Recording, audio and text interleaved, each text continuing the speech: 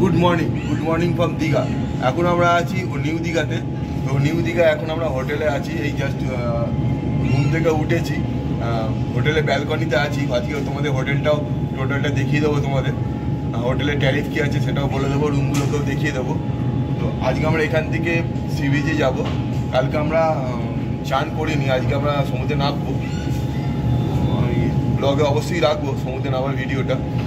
জানি না কতটা কি পজিশনে থাকবে ওখানে, মানে মেঘলা বৃষ্টি হচ্ছে, তো নামতে দেবে কিনা সেটাও একবার দেখতে হবে। তো চলো ব্রেকফাস্ট করে আসছি। এটা ছিল আমাদের হোটেলের লিফট থেকে ভিউ।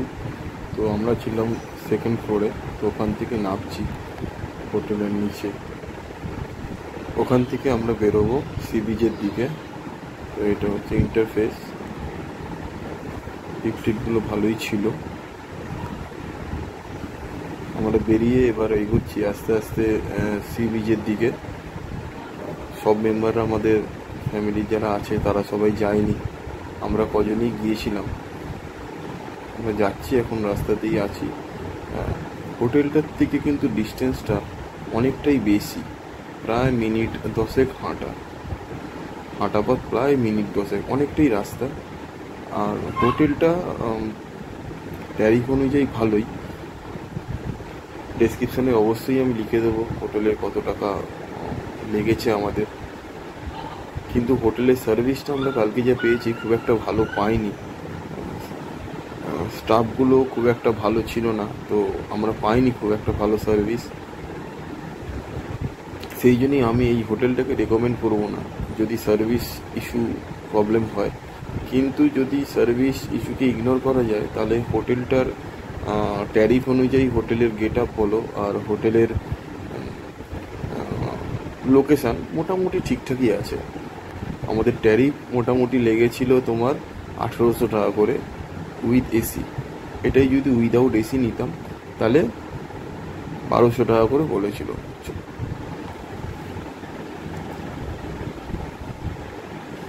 এখানের সিনারি বিউটিটা খুব সুন্দর ছিল,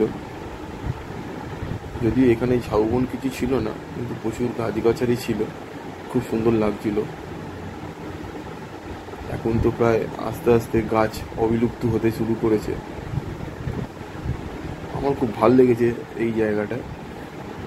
এটা একটু সমুদ্রের থেকে একটু দূরেই, এখান থেকে আমরা সমুদ্রের দিকে যাব, তো ওই জন্য এখানে একটা ভিডিও তুললাম আর কি। এই সামনে সমুদ্র দেখা যাচ্ছে, তার আগে ঝাউবনগুলো দেখা যাচ্ছে, কিন্তু এই ভিডিওটা তুলেছে রুদ্রাংশ, এটা আমি তুলিনি। রুদ্রাংশ নিজেই ভিডিওটা করেছে, এই ব্লগটা বলেছে ওই বানাবে, তো ওই ব্লগটা বানাচ্ছে। এইখানে প্রচুর ঘোড়া আমরা দেখেছি। এই ঘোড়াগুলোই অ্যাকচুয়ালি সি বিচে নিয়ে যায়, সি বিচে এইগুলোই দেখা যায়। তো আমরা আলটিমেটলি সি বিচে এসে গেছি।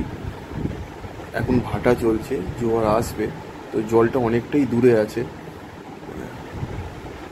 কিন্তু পুরীর মতো ঢেউ আমরা দীঘাতে এক্সপেক্ট করি না। পুরীর সমুদ্র কিংবা ঢেউ দুটোর মধ্যেই একটা আলাদা ব্যাপার আছে। সমুদ্রের টেস্টটা দীঘাতে এসে নিয়ে যাওয়াই যায়, কিন্তু দীঘায় এসে পুরীর মতো ফিল আসে না। তাও উইকেন্ডে দুদিনের জন্য তো পুরী চট করে যাওয়া যায় না। রুদ্রাংশ কিন্তু খুব মজা পেয়েছে, কিছু ভয় নেই, এই হচ্ছে ওর সবচেয়ে প্লাস পয়েন্ট। কিছু কিছু ক্ষেত্রে মাইনাস পয়েন্টও হয়ে দাঁড়ায় আমাদের জন্য। তো এইটা আমাদের হোটেল, আমরা চান করে এসে গেছি।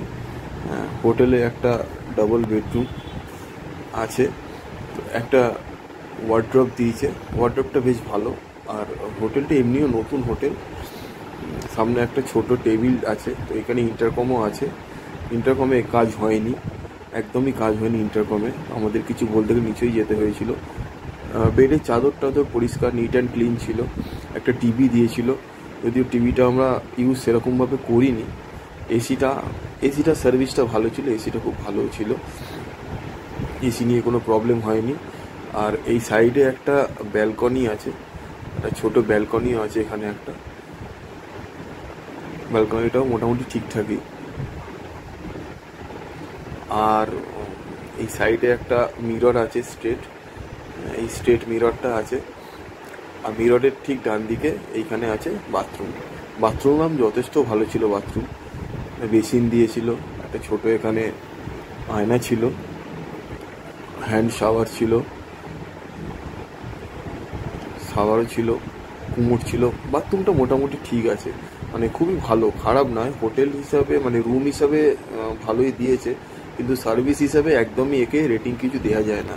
সার্ভিস একদমই হোটেলের কারোর থেকে কোনো সার্ভিস সেভাবে পাওয়া যায়নি। তাও ডেসক্রিপশানে আমি নাম্বার দিয়ে রাখবো, কেউ যদি চাও আসতে পারো। হোটেলটা রুমগুলো খারাপ না, ভালোই রুম। আজকে আমরা বেরিয়ে পড়েছি ঠিক সন্ধেবেলায়।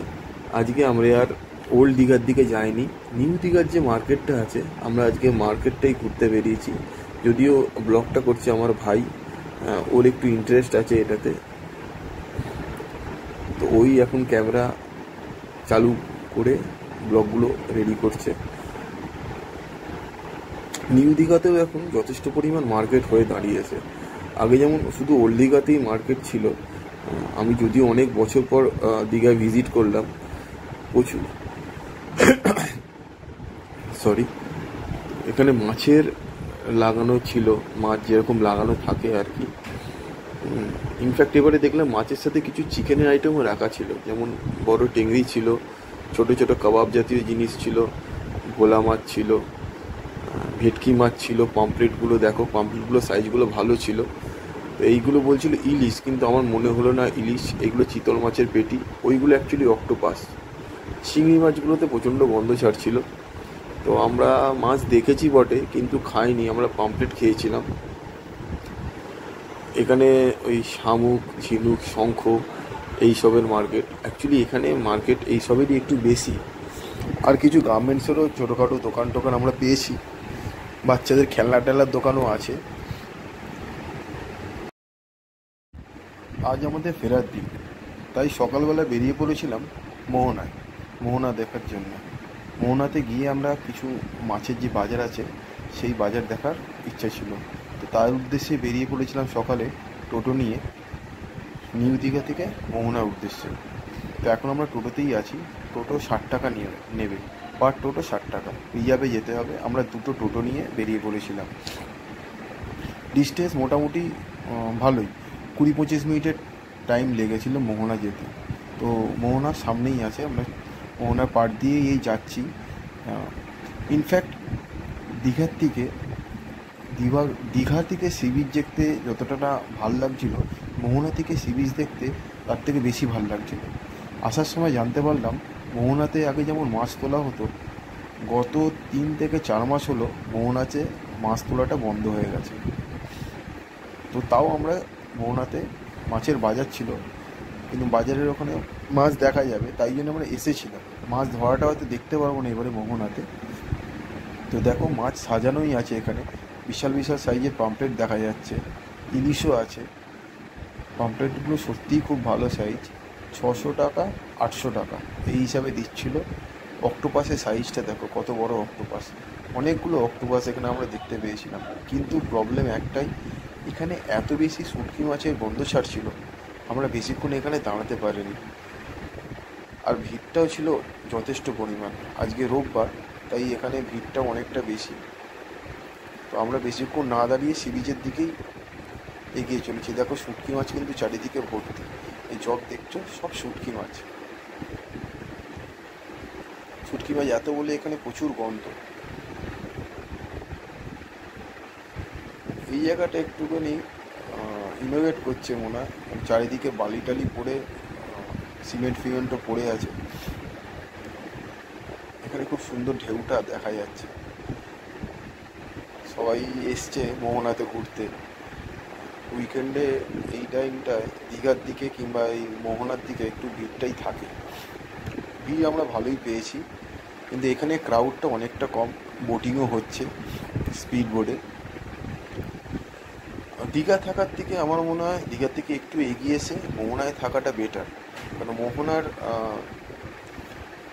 বিচটা খুব সুন্দর, পুরীর মতো বিচ, কোনো বোল্ডার ছাড়া। বোল্ডারটা একদমই নেই এখানে। ওই জন্য চান করার টেনশানটা থাকে না। তো আমরা এখানে কিছুক্ষণ টাইম স্পেন্ড করব। আমরা যে টোটোটা এসেছিলাম সেইটাই রিজার্ভ করে চলে যাব, মানে রিজার্ভ করাই আছে, ইনফ্যাক্ট সে দাঁড়িয়ে আছে, 1 ঘন্টা টাইম দিয়েছে আমাদের। তো আমরা 1 ঘন্টা এখানে টাইম স্পেন্ড করব, একটু চাটা খাবো, দিয়ে আবার যেই টোটোতে এসেছিলাম সেই টোটো থেকেই আমরা ব্যাক করে চলে যাব। এইটা একটা প্লাস পয়েন্ট, আমাদের ফোন করে নেবে বলেছে। এখানে এই ঘোড়ার চলটা খুব ভালো আছে, ইনফ্যাক্ট এইখানে বলে নয়, পুরীতেও ঘোড়ার চলটা আছে।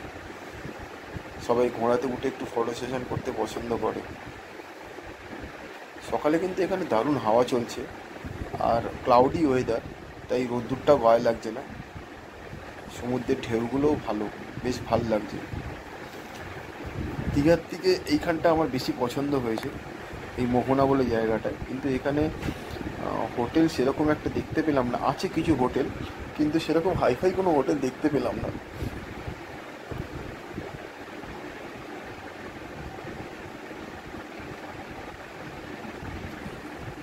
সমুদ্রের ঢেউগুলো এত সুন্দর লাগছিল, খুব ভালো লাগছিল ঢেউগুলো। দীঘাতে এলেই মনে হয় যেন পুরীতে একটু ঘুরে আসি। এখানে দীঘার থেকে অনেকটা বেশি ঢেউ এখানে লাগছিল, যদিও সকালবেলায়, কিন্তু এত সুন্দর লাগছিল সমুদ্রটাকে।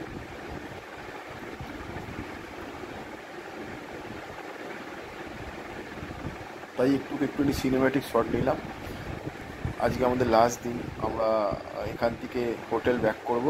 হোটেল ব্যাক করে বিকালে আমাদের ট্রেন আছে, আমরা 6:30 ট্রেন আছে, তো আমরা ওখান থেকে আজকে এই মোহনা থেকে বেরিয়ে আমরা হোটেল যাব। হোটেলে গিয়ে একটু ব্রেকফাস্ট করব, ব্রেকফাস্ট করে একবার সমুদ্রে যাব। তো যাওয়ার আগে অবশ্যই একবার চান টান করে তারপর আমরা আবার হোটেলে ব্যাক করে লাঞ্চ করব। লাঞ্চ করে বিকালের দিকে বেরিয়ে যাব। তো টোটো যে আমাদের নিয়ে এসছে সেই দাদাকে ফোন করে দিয়েছি, সেই দাদা টোটো নিয়ে আসছে। টোটো নিয়ে এলেই আমরা বেরিয়ে যাব নিউ দীঘার দিকে। তো দাদা এসে গেছে টোটো নিয়ে, তো আমরা টোটোতে উঠে গেছি।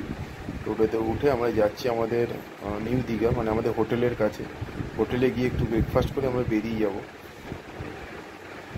এই সিনারিওটা এত সুন্দর, ভেবেছিলাম একটা সিনেম্যাটিক শট নেবো, কিন্তু নিতে পারিনি। টোটো যে দাদা আছে ওনার রিজার্ভে আর একটা ফোন এসেছিলো, তো ব্যাক করতে হবে। ওই স্ট্রেট আমরা চলে যাচ্ছি হোটেলের দিকে।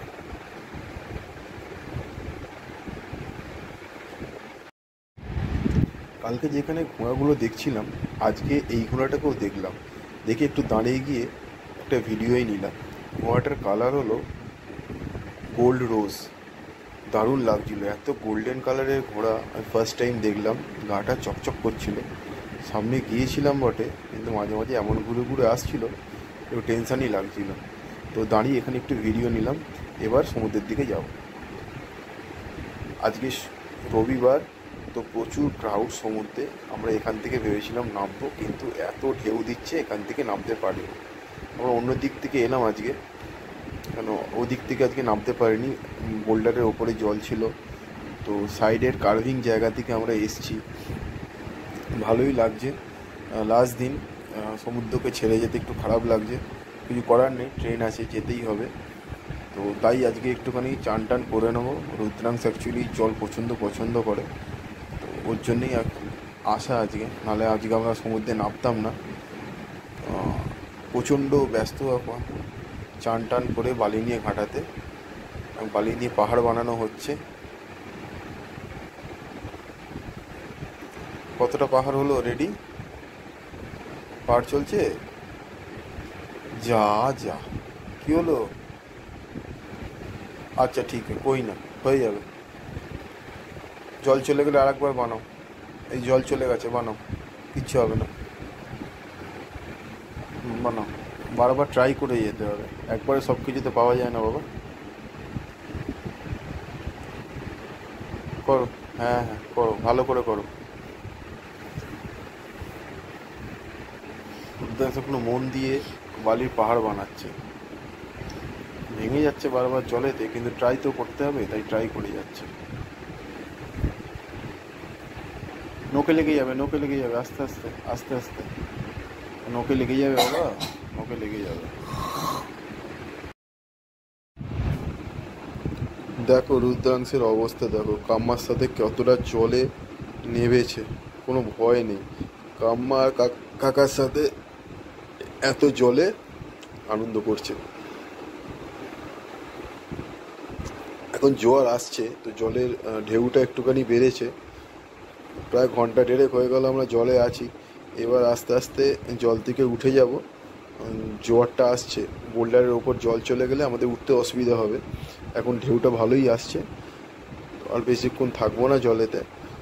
আমাদের মোটামুটি এবার ওটার টাইম হয়ে গেছে, কেন আমাদের তো আজকে ব্যাক করতে হবে। তো সবাই আমাদের ওয়েট করছে, ফোন করেছিল, সবাই ওয়েট করছে আমাদের জন্য। আমরা গেলে লাঞ্চ হবে, লাঞ্চ করার পর একটুখানি রেস্ট নেব, রেস্ট নিয়ে ওখান থেকে ডাইরেক্ট বেরিয়ে যাব। তো এবার আমরা এখান থেকে বেরোচ্ছি আস্তে আস্তে। লাস্ট টাইম একবার পুরোটাই ভিডিও তুলেছি। রুদ্রাংশের ইচ্ছাই নেই জল থেকে ওঠার, ও সেই চান করেই যাচ্ছে, কিছুতে উঠবে না। এবার তো উঠতে হবে।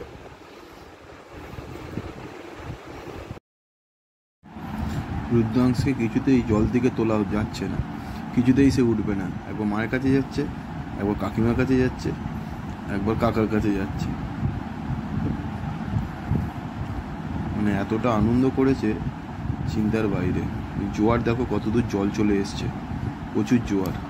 তো চলো, আমরা ভিডিওটা এটার ব্লগ বড় করছি না। তারপর থেকে আর কোনো ব্লগ হয়নি, ডাইরেক্ট ট্রেন থেকে ব্লগটা ফিনিশিংটা দেখাচ্ছি তোমাদের। আমাদের ট্রেন আসার কথা ছিল 6টা, ইনফ্যাক্ট আমাদের ট্রেন ছাড়ার কথা ছিল 6:29, সেই ট্রেন ছাড়লো 8:40। যাক, ছেড়ে দাও। আর এই গ্রুপটা, আমরা টোটাল এই গ্রুপটাই গিয়েছিলাম এইবারে দীঘাতে।